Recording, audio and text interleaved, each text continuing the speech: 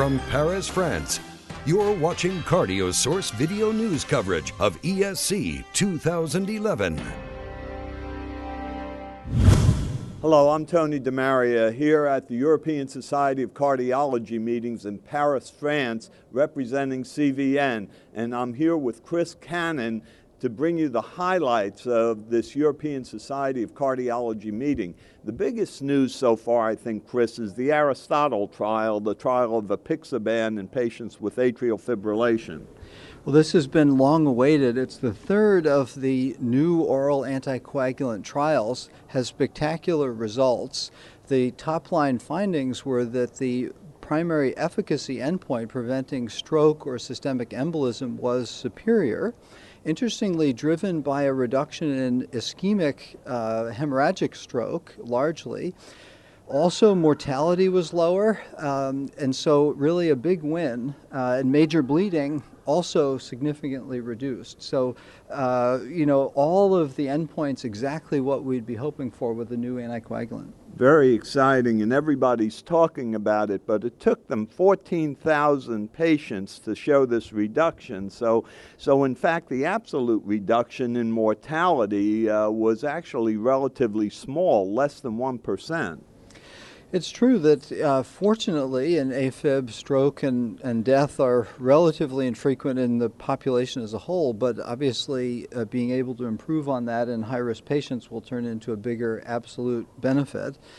I think one of the biggest problems in AFib is that so many patients aren't treated at all.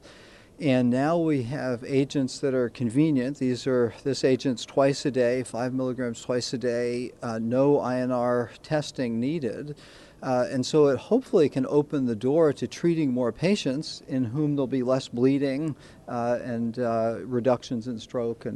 Oh, absolutely. The convenience factor is really fabulous. And I guess for the practitioner, one of the issues is going to be, well, now you have apixaban, you have rivaroxaban, you have dabigatran, and how does one choose between these agents, all of which have shown a favorable profile relative to warfarin?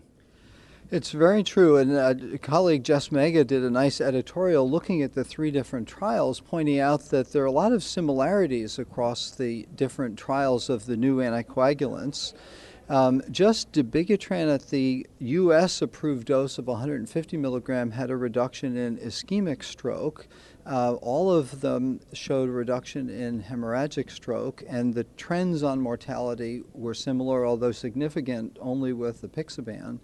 And so moving the field to the new anticoagulants, I think, is helpful to have three different agents to say that, look, the era of warfarin is probably passing. Yeah, certainly for new patients, it looks like that's true. For patients who've been well controlled for years on warfarin, I think my own feeling has been probably to let them go ahead with that therapy. Interestingly, people often like the contact with the INR checking, and that's another healthcare interaction, which is probably beneficial. But the very high and low INRs always scare me, and so this may be something that, slowly there'll be transition, but Sure. Exciting time. Again, we can reverse warfarin relatively quickly. Specific reversal agents for the new thrombin or 10A inhibitors haven't been identified yet. That's true. There's a poster being presented here of an agent that can reverse a 10A inhibitor, and so exciting stuff, not approved yet, but work being done in that area. No question. Now, one of the other most interesting studies that came out was the so-called cream and sugar study, where they adapted the principle of glucose tolerance testing to triglyceride tolerance testing. They gave a heavy cream and fat dose to look at triglycerides, and what they found was that in patients who were glucose intolerant, triglycerides really were of no significance. But in patients who were not glucose intolerant, then the inability to handle triglycerides actually was a predictor of events. So it may be that in the future we'll be giving people loads of fat and cream to see how they handle it. Well, very important. And triglycerides have been sort of the other lipid, and it's still not clear how aggressive we should be on that, but certainly something that we'll need to pay attention to, I guess, in the lower risk patients, interestingly. Well, lots more studies, lots more late-breaking clinical trials. We'll be back in just a short while.